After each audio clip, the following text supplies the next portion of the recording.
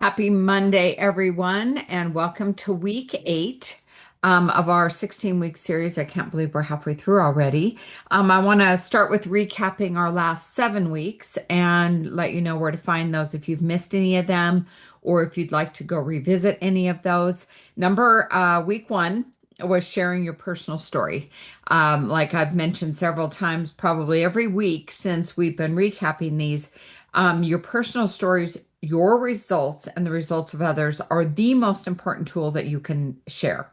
People want to know, did it work for you and will it work for me? There's so many things out there nowadays that don't offer the results that they promise. And so your personal endorsement through your results, your testimonial, your story is what's going to make the biggest impact.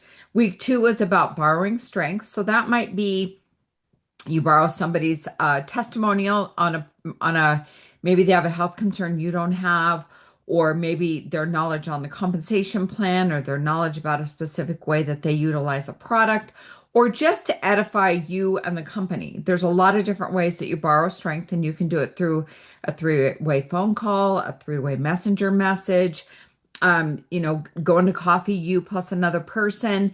And it's really starts out with you being the person that is the expert on the call. You're inviting a new person, and then maybe you're inviting one of your co distributors to talk about their results because you know it will impact them.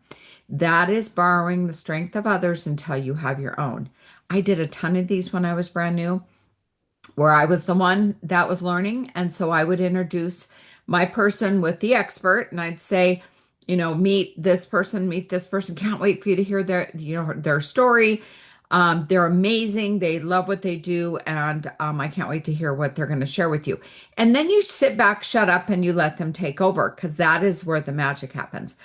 Week 3 was about creating product confidence. And again, that's just through your own results. Use the products, all of them, and share your results with others. So as you're creating your own personal confidence in that product, right? Because you're creating your own personal story. Week 4 was about creating confidence compensation plans. Same thing. The more you use it, the more you share it, the more you tell people about it, especially if it's a new compensation plan to you. Like the binary compensation plan was new to me. I had to kind of dive in and explain it to several people before I was like, oh, I get it. Like I get it well enough to be able to talk about it. That's where and how you build the confidence. And that's where your confidence is going to come from. And then week 5 was about ways to present the products and the business opportunity. That could be, having someone over for coffee, meeting them for coffee, a three-way text message, a three-way messenger message. I love voice. I think voice is the most powerful. It gives the most, you hear their passion in their voice, all of those things, their belief. It could be you invite someone to your home. It could be on a Facebook Live. It could be on a story. There's so many different ways now with social media that you can present your products and your business opportunity. So find the thing that you love to do and just do it massively. And then week 6 was simple tools to build your business. And we have a ton of different tools, of course, that we create at company level that you can utilize. I think of it as like a big toolbox. You get to pull out whatever tool you want to use for that particular circumstance or person. And then last week, week 7, was the 10 reasons why follow up is critical and the reasons. So if you missed any of these first 7 weeks, go to HeidiWhitehair.com. You'll see a tab for BHIP. Click on that and you'll see all of these here with the recording, my recording, my training, along with these. And this will be kind of what we talked about and what I trained on. So revisit them. If it's something that you feel not super confident about, watch it over and over and over again. It will help your confidence grow, I promise you. Okay, so today's week 8, and this is all about mastering the art of promotion. So this one is huge. Without promotion, nothing happens. Like nobody knows about your products or your business opportunities. So if you don't promote it, who's going to? It'd be no different than if you were, let's say, a waitress and you work at a restaurant, and You go to the table, you're promoting a dish, you're promoting the special of the day, you're promoting how great your strawberry lemonade is, whatever the case may be. That is the art of promotion. You are the expert in the room at that restaurant. You're the waitress. You're the person that's going to tell them what's really good. We ask waitresses all the time. No different with your business. So, number one, lead with a clear why and kind of pick your lane. And what I mean by that is don't try and be an expert of all things, a master of all things. If you love gut health, like that's the thing that you've really worked on, you've got great results on it, share that. If you love the weight management part of it, share that. Pick a lane. And the reason I say that is because, especially when you're new and you pick that lane and you really work on just mastering that lane and sharing it in all the different ways and promoting it all the different ways, you will become an expert and then you can add on. So pick your primary lane: energy, gut health, weight management, hormone support, whatever, performance, sleep, stress. People follow clarity. So be really clear on what you're promoting. Number two, know exactly who you're talking to. Who's your target audience? Are you talking to stay-at-home moms? That was certainly my target audience in the beginning. Or moms that want to be home with their kids, wanted that time freedom, because that was definitely me. So speak to the one person that you're really like, who are you and what is your story going to connect? Who are the people your story is going to connect with? So speak to busy moms, shift workers, women over 50, gym goers. Your content gets stronger when it's specific. Okay. Number three, tell stories, not ingredients. Do not act like you. A lot of people do this in health and wellness, is the minute they get signed up and get started, they put on this imaginary white coat and they become an expert. And don't do that. Okay. You don't want, first off, you're not a doctor, so you don't want to act like one. And it makes it too hard and completely unduplicatable.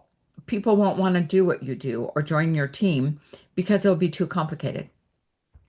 So share before and afters, not just product facts. So I no longer need the 3 o'clock nap. That would be something. Sleeping through the night, less stress, less bloating, better mood, more consistency, energetic, all of the things. Lost 5 pounds, whatever it is, focus on sharing that. Don't share about any of the ingredients that make you feel that way, but how you feel. People want to know, did it work for you? Will it work for me? Number four, use a 3 core context mix. And this is something I learned actually from a class, but it's what I did. I just didn't know it was called this. So you're going to rotate these things. So you're going to educate, which is what we do. We coach people. You're going to invite, and then you're going to show proof. So education could be simple tips, routines, maybe what people think about a certain, energy product. That found like when I got started, energy to me meant rock stars or Red Bulls, those things that make you wired. And when I learned that these products were not about that, that impacted me. So you can share myths, things that people maybe think about supplementation that are not true. And then invite call to action to try, learn, join. So would you like to try a product? Would you like to learn more? Join us on our BHIP opportunity meeting on Tuesday nights. Or would you like to, join us on our Monday team Zoom to learn more about the distributorship part of it? Or do you want to join and get started on products?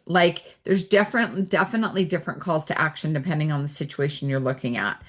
And then proof, testimonials, screenshots, before and afters, wins, results. Feel, felt, found. I know how you feel. Gosh, I thought energy products were all about being wired all day long. And what I found was I just felt really good. I felt happy, mood elevated. I just didn't feel as frazzled as I typically would. That's what I'm talking about. Then number 5, make it visual and repeatable. The repeatable is important. So use a simple context formulation you can reuse. You don't have to reinvent the wheel every time you post something. If you see something that impacts you, grab it, copy it, change it to make it yours. Don't do verbatim. And and if it impacts you, it's going to impact others, right? And just reuse that. So share one problem, find the solution, your routine, call to action. So, gosh, 27 years ago when I got started for my son, but really I needed energy badly. I thought all energy products were the same. I'd feel terrible. I'd be shaky and crash at 3 o'clock in the afternoon. And really what I found was I felt so good, even at dinner time or bath time when I had to, get the kids ready for bed. Are you ready to get started? Are you ready to feel great too? That's all that is in a nutshell. And then repetition is going to build trust. The more you show up for people, the more they're going to trust you to show up for them. Number 6, promote the process more than the product. People want a plan. Share a daily routine, how you do things. You can do a live on that. You can put, if you don't want to be seen on camera, you can just do your voice. You can just do bullets. So many different ways to do it till your comfort level gets better. But share your morning drink, the steps, how you do it. Like for me, first thing in the morning, I have switched it up because I've been really kind of focusing on different results. So I get protein in first thing before I ever do anything else with my day. So that protein comes first. That might be something that I would share with people that have gotten to a certain age and have realized that they've got to kind of switch things up to meet the needs that they have now. So share that with people. They love that. They're looking for something that not only works, but tell me how to do it. People want to be told what to do. If you scroll Facebook or Instagram, all you see is people doing that. They're showing you recipes, they're showing you how to mix something, they're showing you, how this product works, they're showing you how, you cannot go on Facebook without seeing that all day long. So take those things and learn from them. Number 7, create micro offers, tiny yeses, tiny reasons why people would say yes. So examples, would you like my 7-day reset checklist? Go to ChatGPT, make a 7-day reset um, that would apply to anything. You could do a water reset. You could do a movement reset. You could do a supplement reset. You could do that in 5 minutes.